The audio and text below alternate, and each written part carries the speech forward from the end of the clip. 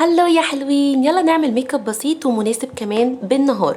اول حاجه هستخدمها وهو بديل الفاونديشن حليب جوز الهند. ده بستخدمه بحبه جدا جدا بقالي سنين، طبعا تاكدوا ان هو الاصلي.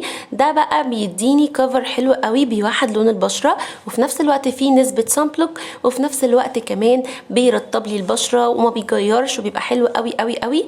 وممكن اطبطب عليه باودر وممكن اسيبه كده لوحده زي ما انتم شايفين، وحد لي لون البشره ودايره كل العيوب. بعد كده الكونسيلر بحب استخدم مايت سينما اللي هو شبه ميبيلين. ده بيكون خفيف قوي على العين وبيكون بيدي لوك كمان طبيعي، مش كفر تقيل زي مايت سينما التاني اللي هو البي بي. ده بيكون لطيف قوي وبحبه جدا يعني بينجزني في الوقت اللي نازله فيه بسرعه. بعد كده هطبطب مكان الكونسيلر بكومباكت باودر دي بريتي مومن، برضو بتكون حلوه قوي بعد حليب جوز الهند. بعد كده هرسم الحواجب. ده قلم بيكون فيه جنبين، الجنب ده بيرسم الحواجب بالشكل ده والجنب التاني فيه مسكرة حواجب. القلم ده برضو من بريتي وومن، ده بينجزك برضو، مش بيخليكي تاخدي وقت ولا اي مجهود. بعد كده بسرح بفرشة الحواجب وبحب اخلي شكلها طبيعي بالشكل ده علشان ما يبقاش شكلها اوفر، وهو لذيذ قوي قوي قوي، هيعجبكم جدا.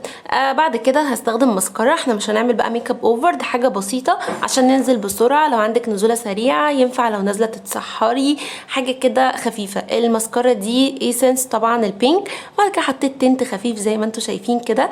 اللوك ده بيكون هادي ولطيف، مش محتاج ان انت تكوني اوفر. بعد كده بختار لون روج يكون مناسب لبالنهار او عموما لحاجه هاديه، وهو هيبقى يكون اللون البنيات. استخدمت ده وده كان لطيف جدا زي ما انتم شايفين، بيدي لوك حلو قوي. لو عجبكم اللوك ده في الاخر سيبولي لايك وكومنت، ولو حابين تسالوا اي سؤال في الكومنتات هرد عليكم. والميك اب البسيط بيكون لذيذ جدا جدا جدا. باي باي.